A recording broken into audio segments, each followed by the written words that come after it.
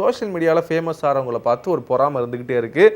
நம்மளோட நிறைய சம்பாதிக்கிறாங்களோ, அவங்களுக்கு வந்து பயங்கரமான சேலரிலாம் கிடைக்குதோ அப்படிங்கிற கேள்வி இருந்துக்கிட்டே இருக்குது. உங்களுடைய ப்ரொஃபைல்லாம் பார்க்குறப்ப நிறைய விளம்பரங்கள்லாம் பண்ணுறீங்க. பல பேருக்கு அப்போது தங்கபாண்டிக்கு எவ்வளோ மாத வருமானம் இருக்கும் அப்படிங்கிற ஒரு கேள்வி இருக்குது. எத்தனை கோடி சம்பாதிக்கிறீங்க? என்னங்க இப்படி கேட்குறீங்க? நான் ஒரு சராசரி ஆளுங்க. நீங்கள் என் வீட்டை போய் பாருங்கள். இன்று வரைக்கும் நான் ஒரு ஓட்டு வீட்டில் அங்கே வாழ்கிறேன். என்னுடைய வீட்டில் என்னோடய அன்றாட வருமானம் அந்த மற்றவங்க வந்து நான் ரொம்ப ஏழ்மையாக இருக்கேன், எனக்கு கவலையாக இருக்குது அப்படின்னு சொல்லிட்டு அப்படிலாம் இல்லை. நான் உழைக்கிறவன். நான் எரும மாடு மேய்ச்சாலும் கூட எவன்ட்டையும் கையேந்தக்கூடாதுன்னு வைராக்கியத்தோடு வாழ்கிறவன். நான் அப்படிப்பட்ட கேரக்டரு.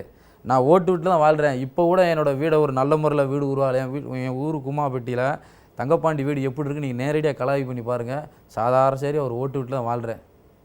நான் இப்போ கூட என்னுடைய நிலைமையில் வந்து என் தங்கச்சி கல்யாணம் முடிக்கணும், அதுக்கு நகை நட்டு வேணுமையா அப்படின்றக்காக நான் வர்ற ஆடு விளம்பரத்தை கூட என் தங்கச்சிக்கு வீட்டுக்கு தான் கொடுக்குறேனே தவிர எனக்குன்னு எதுவுமே கிடையாது. அது எனக்குன்னு எதுவும் என் குடும்பத்தை காப்பாற்றுவோம், அம்மா அப்பா நல்ல முறையில் வச்சுக்கிடுவோம், தங்கச்சி நல்ல முறையில் கட்டி கொடுப்போம், நம்ம கூட பிற கல்யாணம் முடிச்சுக்கிறோமோ, தங்கச்சி அம்மா வாழ்க்கைக்கு கரை சேர்ப்போம், அம்மா அப்பா ஆரோக்கியமாக வச்சுக்கிடுவோம் அப்படின்னு அப்படி நினைக்கிறேன். குடியிருக்க வீடு இல்லாமல் இருந்தால் இப்போ ஓட்டு வீடு கட்டியிருக்கு. அதுவும் இந்த மழை காலங்களில் வந்துட்டால் தண்ணி உள்ளே வந்துடும். அதுக்கு இந்த இடைப்பட்டு இந்த 2-3 ப்ரொமோஷன் போய் அதில் வர்ற வருமானத்து நல்ல வீடாக கட்டணும்னு ஒரு வைராக்கியமாக இருக்கேன். கோடிக்கணக்கில் சமாத்தின்றது இல்லைங்க. அந்த மாதிரிலாம் மற்றவங்களோட வெளித்தோற்றம் அப்படி தெரியலாம். எனக்கு தெரியும் என் வாழ்க்கையில் எவ்வளோ கஷ்டம் துன்பம் இருக்குன்னு. நமக்கு தெரியுமில்லங்க எவன் உண்மையானவன் எவன் போலியானவனே.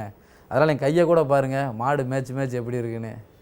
சரி, ஏன் இப்போ சோஷியல் மீடியாவில் இருக்கிறவங்க அவங்களுடைய சம்பாத்தியத்தை வருமானத்தை பற்றி சொல்லவே மாட்டுறாங்க? எனக்கு என்னை பொறுத்தளவுக்கு என் மனச்சாட்சிப்படி நான் கோடிக்கணக்கில் சம்பாத்தியம் இல்லைங்க.